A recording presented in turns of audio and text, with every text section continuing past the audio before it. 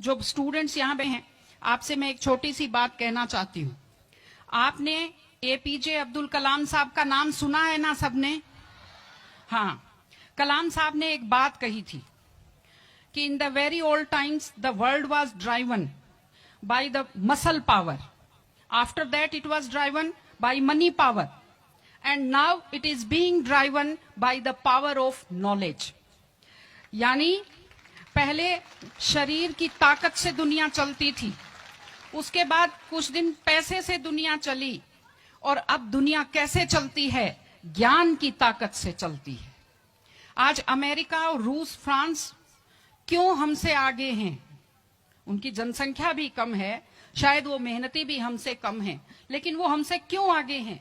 क्योंकि उनके यहाँ शिक्षा का जो प्रसार था वो हमसे ज्यादा हुआ, वो हमसे ज्यादा एजुकेटेड हैं। हम लोग प्राचीन काल में हमारे यहाँ बहुत अच्छी यूनिवर्सिटीज थी, नालंदा यूनिवर्सिटी थी, तक्षशिला यूनिवर्सिटी थी, लेकिन जब मध्यकाल आया तो हमने अंधविश्वासों पर ज्यादा ध्यान दिया, और जो नॉलेज था साइंस का उस पर हमने कम ध्यान दिया, इसलिए हम विश्व में पिछड़ गए। एसएसटी में आप लोग पढ़ते होंगे, 10th के बच्चे एसएसटी पढ़ते हैं, कि एक समय था जब वर्ल्ड की जो रिचेस्ट कंट्रीज थी वो रूस अमेरिका नहीं थी, वो इंडिया था और वो चाइना था। चीन और भारत विश्व के सबसे धनी देश थे, लेकिन हमने एजुकेशन पर ध्यान देना छोड़ा। उसका नतीजा ये निकला कि हम लोग गरीब हो गए, हम लोग पिछड़ गए, हम लोग कमजोर हो गए। इसलिए अगर आपको खुद को ताकतवर होना है और इस देश को ताकतवर बनाना है तो आप लोग शिक्षा पर ज्यादा से ज्यादा ध्यान दीजिए। हमारी बेटियां यहां बैठी हुई हैं, आप लोग बहुत खुश किस्मत हैं, आपकी किस्मत अच्छी है कि आपने इस जमाने में जन्म लिया है जब लड़कियों को स्कूल भेजा जाता है, जब लड़कियां बराबरी के अधिकार के साथ आत्मसम्मान से जिंदगी जी सकती हैं। मैं अभी सोफे पर अकेली बैठी हुई थी, फिर उसके बाद शिफा जी आए और फिर उसके बाद संतोष जी आए, तो हमें जगह हमारी बढ़ती गई। मैंने कहा भाई पुरुषों सिंहासन खाली करो, महिलाएं आती हैं।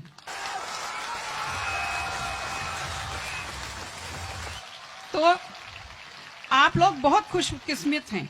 आपकी दादी नानी कितना मेहनत करती थी, सांस नहीं ले पाती थी खुलकर, घूंघट से चेहरा ढककर रखना पड़ता था, जोर से बोल नहीं पाती थी, कानाफूसी में बात करती थी, और आप कितने सम्मान के साथ अपना बैग लेकर के पूरे विश्वास से आप स्कूल आते हो।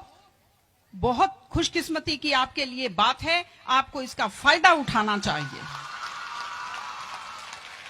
आपको कोशिश करनी चाहिए कि आप एक मजबूत नारी बने, और आपसे मैं कहना चाहती हूं कि आपके ऊपर बहुत विश्वास करते हैं, आपके पेरेंट्स आपको घर से बाहर भेजते हैं, अपने माता पिता को हमेशा अपने मन में रखिए। दूसरी चीज आप बच्चों से जो कहना चाहती हूँ, आजकल क्या है, पहले तो घर में बहुत सारे बच्चे होते थे, संयुक्त परिवार होता था, चलते ही कोई सिर में थप्पड़ मार देता था, बच्चों को बुरा नहीं लगता था, टीचर्स की मार खाते रहते थे, हंसते रहते थे। आजकल 1-2 बच्चे होते हैं घर में, बच्चे बहुत सेंसिटिव होते हैं। आप लोगों को जब आपके माता पिता टोकते हैं, आपके टीचर्स टोकते हैं, आपको बुरा लगता है। आपको बुरा नहीं लगना चाहिए, क्योंकि ये वो लोग हैं जो आपकी चिंता करते हैं। मैं आपको एक छोटा सा किस्सा सुनाऊंगी। एक गाय जंगल में चल रही थी, अचानक उसने देखा एक बाघ पीछे दौड़ा। गाय भी भागी जान बचाने के लिए, सामने दलदल था, वो दलदल में थोड़ा चली, वो दलदल में फंस गई।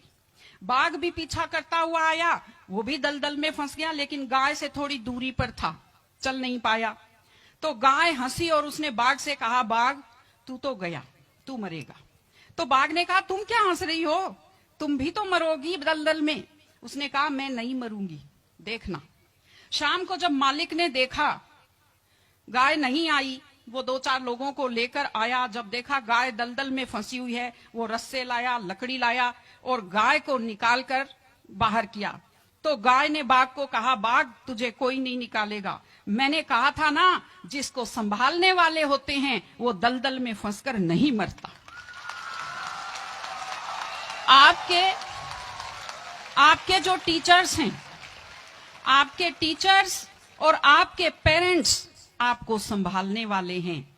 अगर आप उनकी बात मानेंगे, आप डांट के पीछे छुपी हुई उनकी चिंता को आप समझेंगे तो आप बुराइयों के और गलतियों के दलदल में कभी नहीं फंसेंगे।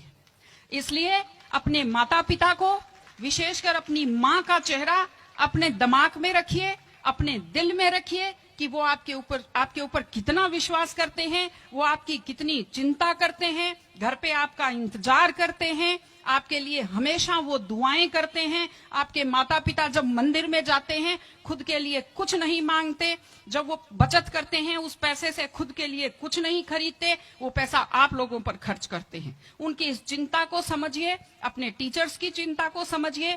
मैं आप सबको बहुत शुभकामनाएं देती हूं कि आप लोग, आपकी बुद्धि तीव्र हो, आपका मन बहुत समृद्ध हो, आपका हृदय बहुत संवेदनशील हो। मैं स्कूल को मैं बहुत बहुत शुभकामनाएं देती हूं। टीचर से अपील करती हूं कि व्यक्ति केवल शरीर और दिमाग नहीं होता, एक मन होता है, एक आत्मा होती है। माइंड जो है, mind is sharpened by the knowledge and information. दिमाग तो तेज होता है, लेकिन बच्चों का मन समृद्ध कीजिए, उन्हें कमजोर पर दया करना सिखाइए, उन्हें परिवार के प्रति संवेदनशील बनना सिखाइए कि वो एक अच्छे संपूर्ण नागरिक बने, जिसको कहते हैं कंप्लीट पर्सनैलिटी, वैसे बने। मैं स्कूल को, आप सब बच्चों को, आपको ढेर सारी शुभकामनाएं देती हूं। आप अच्छे व्यक्तित्व बने, आप अच्छे नागरिक बने, एक मजबूत परिवार का, मजबूत देश का और एक अच्छे समाज का आप निर्माण करें।